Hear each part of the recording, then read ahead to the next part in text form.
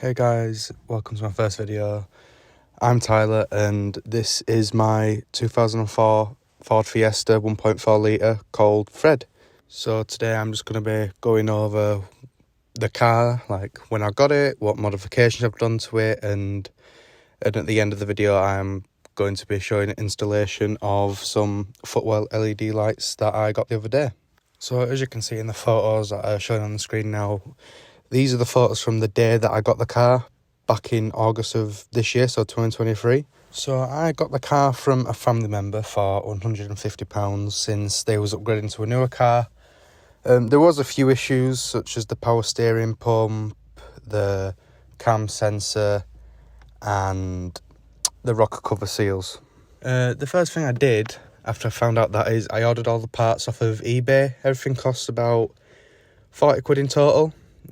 Relatively cheap, to be honest, and it was relatively easy to do the cam sensor and the rocker cover seals. With the power steering pump, like the hardest, as we had to literally lift the engine out of the car slightly to be able to reach it, and yeah, so that was the hardest thing that we had to do.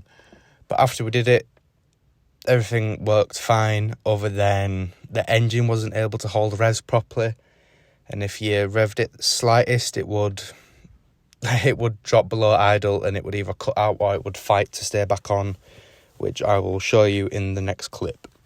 So these are the clips that I recorded and sent to my uncle who was helping me do the car. This is just showing when I revved the car the slightest, like just tapping it, it would go above idle obviously, and then it would drop to idle and then go to 500 revs and then either cut off or it would fight to stay back on, which this clip is showing. Sometimes it'd die out, sometimes it wouldn't, which was just a pain, especially when you're at traffic lights or you come to a stop because it had cut out then. Or say you're in third gear, you were coming to end of a street or junction and then you swap to neutral, so then going to first it would cut out, which would be a pain because then it would also cut out the power steering, which just, isn't ideal. All it was to fix the issue is I got some stuff that went into my petrol, mixed in with the petrol, and it cleaned all your injectors and stuff like that, and some carb spray, which obviously I sprayed into the throttle body, and honestly, within a week, alongside mixing it with E5 petrol, the car ran so smoothly. So after the car was running smoothly, the next thing I did was I just wanted to go out in it. I didn't drive because obviously at the minute I'm only 16, but I got a parent to drive, and we went everywhere. We just did everything. We went everywhere in the car, and we still do, and we went to this Ford meet, and I got some inspiration for my car from some other Fiestas that were there. The main thing that I wanted was some new alloy wheels for mine, since I wasn't a fan of the ones that were on the car at the minute. So I got into Facebook Marketplace, and I just kept on trying to find some decently priced ST150 alloy wheels, and eventually I actually found some. So I found these on Facebook Marketplace for £100 for all four of them. As you can see in the photo, they are very beaten up from curb rash or being curbed, whatever you want to call it. But there were wheels the exact same state going for upwards of £200. So when somebody said they wanted £100 for them, I jumped at it. And literally the next day, we drove from Leeds to Sheffield to go and pick them up in the Fiesta, and it had no issues getting there. So in the photo that you can see now, this was the day after that I brought them home. So I didn't want to do anything fancy, getting powder coated or refurbed, since, I'm not good with money since I'm only 16, so I ain't got a high paying job. But I literally just went to Halfords, I got some primer, some black gloss spray paint, and I just got to spraying in the shed. So they're not going to be good. They're not going to be anything close to being powder coated or refurbed by somebody professional, but I just didn't have the money to get it done professionally, so I just did it in the shed. And obviously, as you can tell from the photos, the wheel came without wheel hub covers, caps, whatever you want to call them. So I ordered some off of eBay, £50 I think the cost, and they came in silver, and I spray painted them black, same as the wheels, just so they're matched. I did a bad job on one of them, obviously because they are plastic, and I didn't use a primer, so I did have to do quite a few coats, I think 4 or 5 coats, just so it did stick. But I'm still happy with the end result. So this is what the car looked like after I put the wheels on. It's a bit dirty in that photo because it did need a wash. But this was before I put the covers on, since I didn't actually get them at this point. It was a few days after I got them. But I quite like the look of them. And yeah, it's not the best job ever in the world, but it still does make it look quite nice. So this is how the car looked after I got the wheels. And I like the wheels, but I didn't like how the car looks like an egg. So I really wanted a ST spoiler or ZTEC S, literally the same thing. And I got on Facebook again and I got to looking, and I eventually found a person that was local to me that was actually breaking a black Fiesta ST. So while I was getting the spoiler, the guy also told me that he had the rear bumper for sale, and he said he would do me a deal if I got both cash in hand. He would do it for £120, which is relatively cheap for the parts for this car. So I got the bumper while I was at it as well, and I do need a front one, but I'm looking at getting one next year, but not at the minute because I'm currently saving up to get my insurance when I go for my test in May next year. But at this point, with the spoiler and bumper and the wheels, I just loved how the car looked, but there were still some things that I wanted for the car just to make it look that little bit better. So I went on eBay and Facebook and just looking for different stuff that I could put on the car, and eventually I found something that was relatively cheap. So these are not the best photos, but I don't know if you can see or not, but I did get some wind deflectors off of eBay for £10, £15, which is really cheap compared to some of the other brands, and they are slightly tinted, and sorry for the story, it's just my first time doing a voiceover and I'm just struggling slightly, but I really loved how they made the car look. But there was still some other stuff that I really wanted for the car, so obviously I was getting inspiration from other people's cars on social media like TikTok and Facebook. And then I just found some other stuff that I actually got for the car. So the next thing I did to the car was I got some stickers from Forza Horizon. I then got a cone air filter to get rid of the restrictive original air box that came on the car. And as you can see, it's a very botched job. I literally got the filter kit from eBay for £15, and then I got the pipe, which is actually made for the filter. I got it from Amazon for £16, just so I could move it out of the way into a colder space, so it ain't gonna suck in the already warm air that's rising from the back of the engine bay. In this is the video that I took literally as soon as I put it on the car, starting it up and revving, and the induction sound is really nice. It's a lot better than the standard one. I did move it after this video, don't worry. The next thing I did is I got some LED license plate numbers, since one of mine blew out on me. And obviously it's illegal, so yeah, they only cost about £10 off of eBay. This photo that's above is just my favourite photo that I've ever taken of the car, like ever. One of the next things that I did is I got some pre-cut tints from eBay for £15. I think it was £30. Some smoke sequential indicators for the side, and some tint spray to tint the rear lights, and it just made the car completely different and just looked aggressive. Even though it is only a 1.4 ZTEC, it just made it look aggressive, and the car is in no means fast, but it makes it look sporty, if that makes sense. And this is pretty much how the car sits today. I did mess up on the rear window because it was snowy conditions and I didn't have a heat gun, so I didn't install it the way that the company wanted me to install it. Since I did do it at home, I didn't go to anybody to get them done. Since I got quoted £100 for it to be done, and I thought I could do it at home with literally a squeegee, some soapy water and the tints, and it all literally cost me about £36 to do. So I saved about £50 there. That is how the car sits with its sequential indicators and everything that I've done to it so far. The only thing I've done to the interior is shown in the video above, which is the aftermarket gear knob that I got off of eBay for £10, I believe. As you can see, it's only got the standard gear and it doesn't actually fit onto the gear knob, so I have got a level one that is on its way now, which I will post a video about me fitting once I've actually received it. But yeah, so that covers pretty much everything about the car. Next year I do plan on getting a Hornet exhaust for it, and some other things, very small things. But obviously, for the sake of saving up for 5 months to get insurance, I can't be spending a lot of money on anything.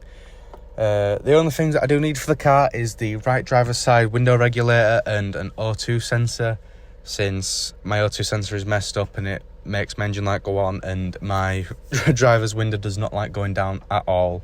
And if it does go down, it definitely ain't coming back up, and if it does come back up, it's not going to sit in the right place. I found that out the hard way when I washed my car and the window wasn't sat in the right place, and I ended up with a puddle on the driver's seat. The car also did have a tinted sunstrip, but I installed it wrong again like an idiot. I was meant to install it on the inside. I installed it on the outside like an idiot. And yeah, it flew off going down a 40-mile-an-hour road. So I have got another one of them on order, which I will also show you how to fit once I've received the parts. I should be receiving the majority of my parts on Monday, so when this video is uploaded, it'll be tomorrow. And I will make a few videos on how to install some of the bits that I get then. But for now, I am going to show you a clip of me installing my wireless LED footwell lights that I got as a Christmas present. And yeah, I would have shown you how to install wired ones, but my USB port where the SIG lighter is, it isn't wired up to the fuse box, so it doesn't work, unfortunately. So I had to get wireless ones just so I could do them. But let's cut to the next clip of me installing the LED lights. The lights, they come with 2 chargers, since they obviously are wireless. They cost £8 on Amazon. Take about 30-40 minutes to charge up to full. Yeah, they have about 3-hour battery life. Well, the last 3 hours until they need next charge. These are just the fixing kits, so magnetic plates, magnetic strips, just so you can fit it underneath here, obviously.